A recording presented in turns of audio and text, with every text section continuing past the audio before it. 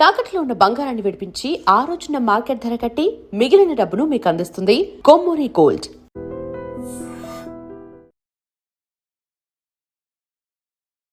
నమస్కారం, welcome to I dream. ధర్మ మార్గం విత్ విజిత కార్యక్రమానికి స్వాగతం.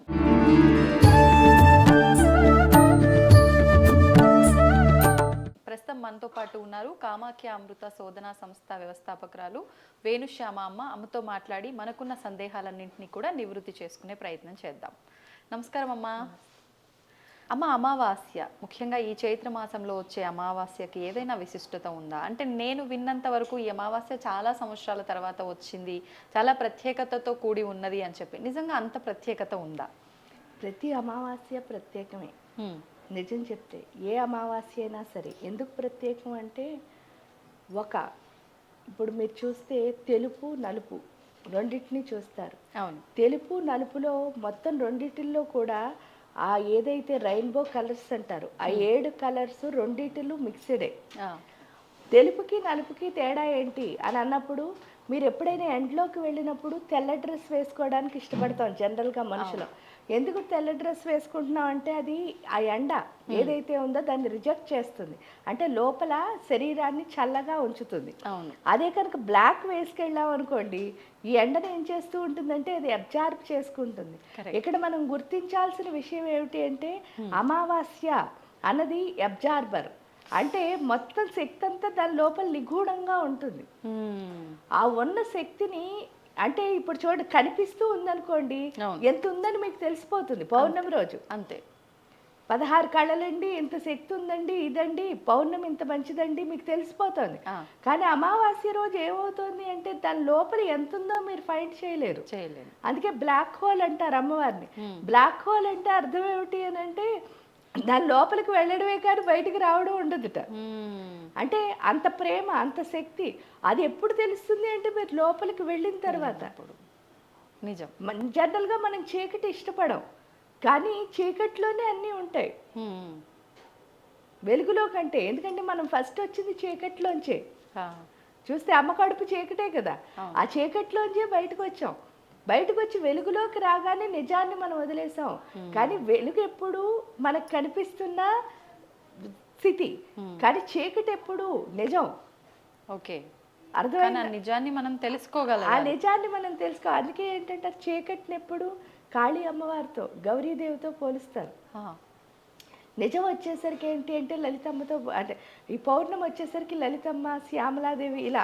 ఎందుకు అని అంటే, ఈ ఫామ్ ఒకటే అని మనం తెలుసుకోవడానికి.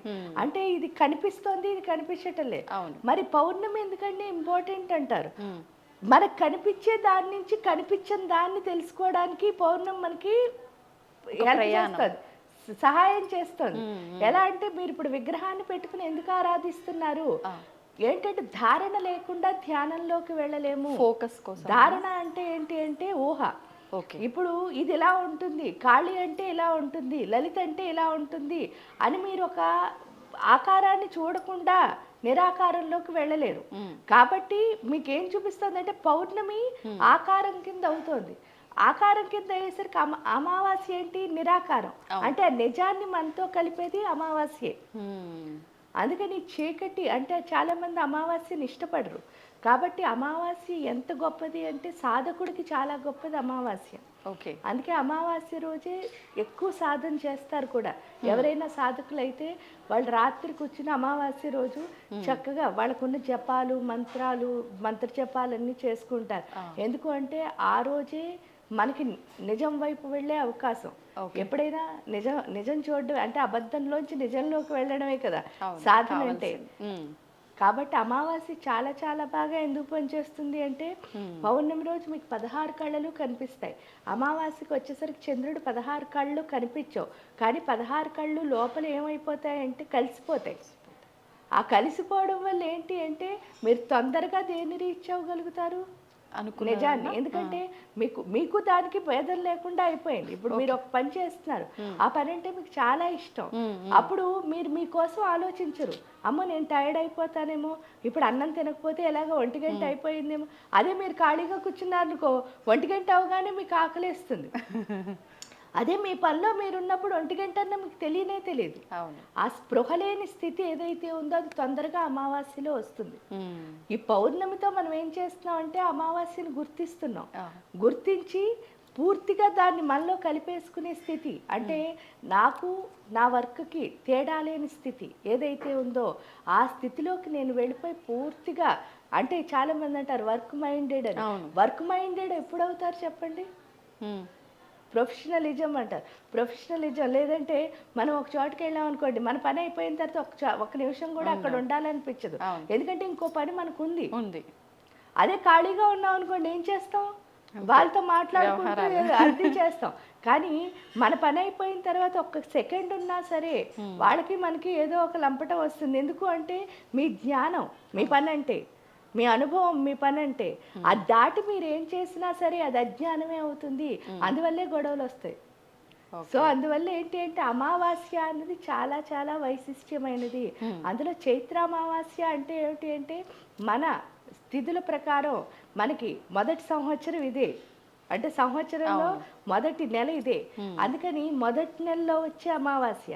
అందుకే మీరు చూస్తే కూడా ఫస్ట్ అమావాస్య ఎందుకు అంటే మీరు చూసినప్పుడు దాన్ని కొత్త అమావాస్య అని పిలవడం మనం వింటాం, పాల్గొన అమావాస్యని. ఎందుకంటే అమావాస్యతోనే చైత్రమాసం మొదలవుతోంది.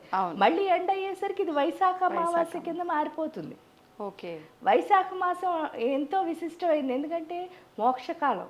అందుకే బుద్ధ పౌర్ణిమ అని చెప్పేసి బుద్ధుడికి మోక్షం వచ్చిన రోజని వైశాఖ పౌర్ణమిని మనం జరుపుకోవడం కానీ ఇవన్నీ ఏవైతే ఉన్నాయో ఇవి మనకి ఏం నేర్పిస్తున్నాయంటే ఇది మోక్షకాలం.